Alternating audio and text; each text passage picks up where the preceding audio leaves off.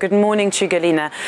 We heard there Poroshenko saying he's not averse to preparing for war. What do you think Russia would have to say to that?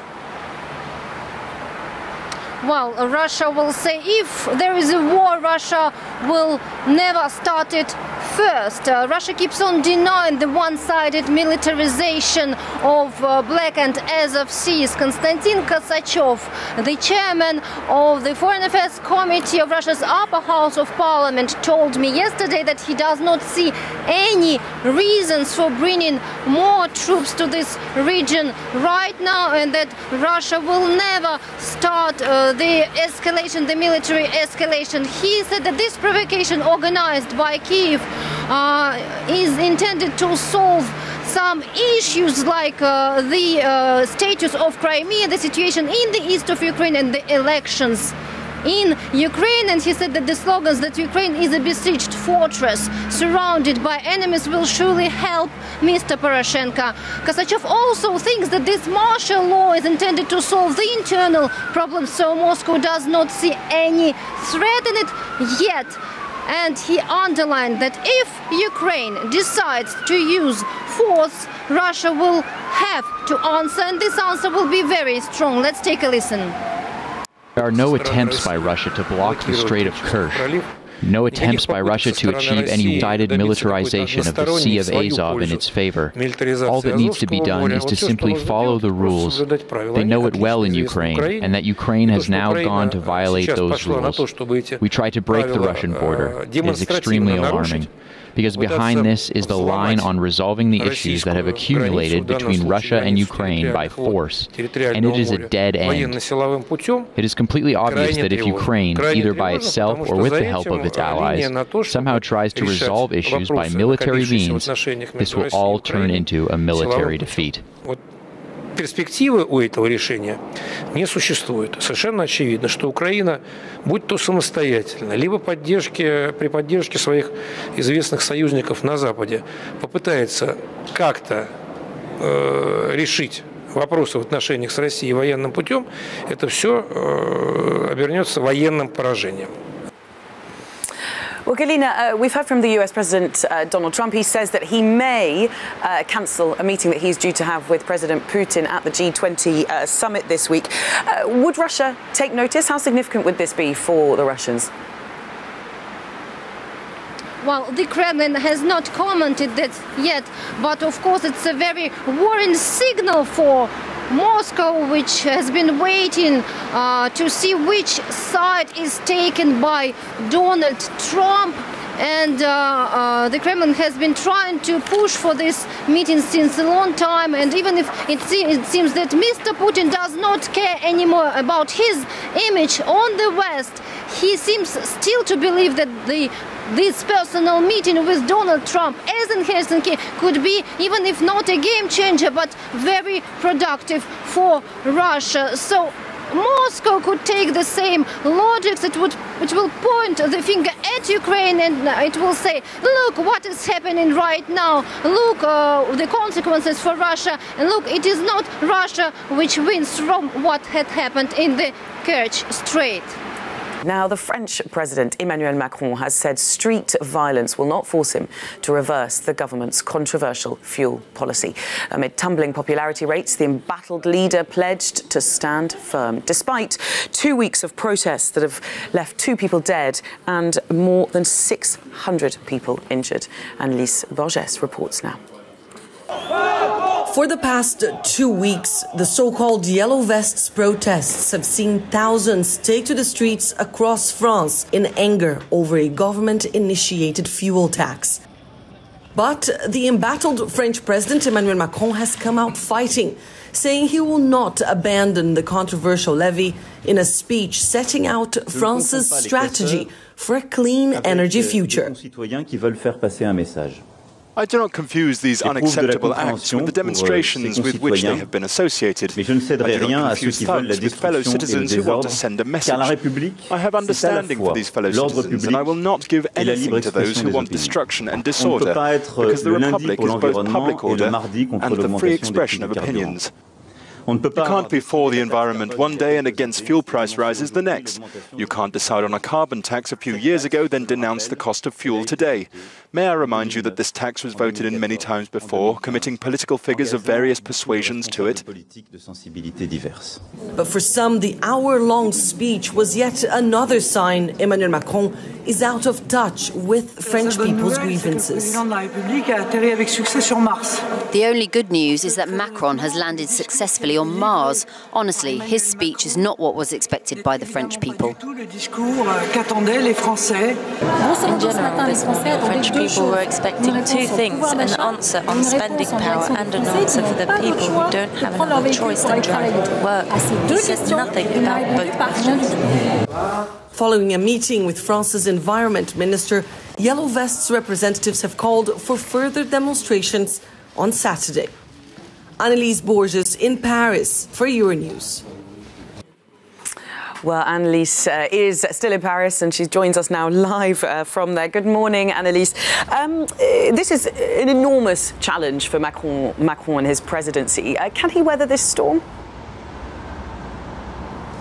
Oh, that's a very good question. Good morning, Bell. Yesterday's speech was an attempt to do just that. He spoke for an hour and struck a rather conciliatory tone. He spoke about understanding the protesters concerned. But he, of course, he said that expression several times. He said, "I have heard your anger." So he has promised to change, to adapt the tax.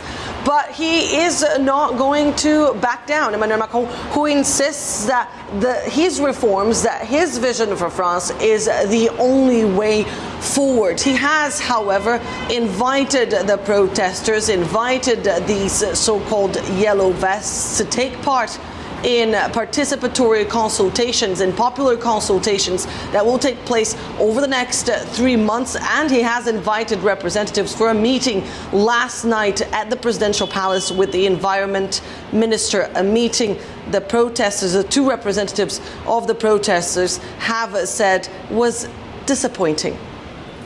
And Annalise, these protests have been vast. Are they indicative of a national mood more widely?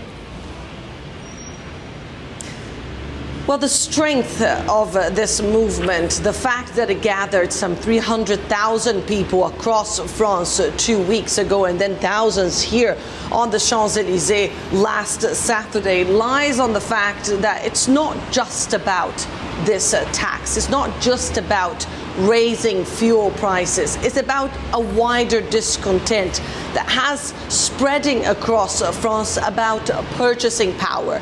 And lowering purchasing power has affected pretty much everyone in this country, from students to working class to pensioners. They have been complaining, they have been taking to the streets again and again, and they say that more needs to be done to solve their issue. They have been asking Emmanuel Macron to slow down, if you will, in some reforms and listen to their demands and stop being what they call the president of the rich. They insist that Emmanuel Macron represents the 1% in France and not the 99%. And he was elected by the majority in this country to govern for the majority of this country. That is where, of course, lies the discontent. That is why people have been taken to the streets, and that is where this movement, why this movement is so strong. However, this is a very complex movement. It doesn't really have a leader. It doesn't really have a common list of demands. So whether or not they can continue taking to the streets, they can continue staying strong and putting pressure on the government is anyone's guess. They have, however, called for more demonstrations across the country this Saturday. The next stop on May's Brexit tour is Glasgow. She'll be attempting to convince Scotland of the merits of her deal later today. We're joined now by our correspondent, Maeve McMahon, for more on this. Good morning to you, Maeve. We've heard from the Scottish First Minister, Nicola Sturgeon. She's already been sharing her feelings about the deal. It's not even clear that she and Theresa May will meet, is it? Absolutely not. She said that indeed Theresa May would be visiting Scotland, but it wasn't yet in her diary to meet her, but she would be meeting her perhaps next week. But she didn't mince her words when she yesterday gave feedback to the press about what the Scottish Government thought about the withdrawal agreement that was signed off in Brussels last Sunday morning by the 27 EU heads of state. She said, quite frankly, that deal would be disastrous for the Scottish people. She said it would be unacceptable to the Scottish Government to sign off on it. She said her 35 MEPs on the 11th of December will not be giving a backing to it. She said that ending the freedom of movements, for example, would make it much harder to attract people to work in Scotland and work for the health service as in care professions. She also said that taking Scotland out of the single market, a market of some 500 million people, that's 8 times the size of the UK's market, would be disastrous. And she said that Scotland would also be at a disadvantage, a competitive disadvantage to Northern Ireland if that backstop was ever introduced in the withdrawal agreement. She said that Scotland was not even mentioned, not even once, in neither the political declaration nor the withdrawal agreement. So let's take a little listen to what she had to say yesterday when she spoke. Scottish Government, with the interests of this and future generations at heart, could possibly accept the deal on offer. That deal will take Scotland out of the European Union against our will. The costs to Scotland of not being independent have been laid bare over these past 2 years. The EU has shown independent Ireland nothing but solidarity. By contrast, the UK Government has shown Scotland nothing but contempt.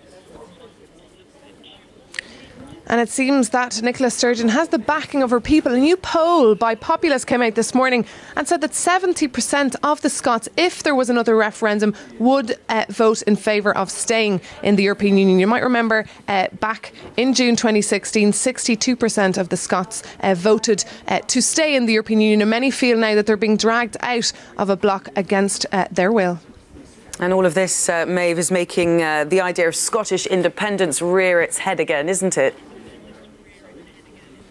Absolutely, and Bell, that was the question that reporters were putting to Nicola Sturgeon and Mike Russell, the Brexit Secretary, in that lengthy press conference. She was pushed and pushed on that matter, and she said that in fact, because of what's been going on and all the uncertainty over the last 2.5 years, it's something that's really on her agenda. But she said not right now. She said the last thing the Scottish public need now is uncertainty, but she will be returning to that matter in the new year. But she said right now what she wants to do is gather up with other MPs who will be rejecting that deal on the 11th of December and put other proposals on the table. She said her preferred options would be one, the Norway option, keeping the United Kingdom in the single market and of course the customs union. She said her second preferred option would be another referendum, but she said her absolute preferred option would be of course staying in the European Union, and that's the feeling of many Scots that I was speaking to yesterday. A couple of MEPs led by Alan Smith, a Scottish MEP, and MPs took a case to the European Court of Justice in Luxembourg yesterday, and they're trying to stop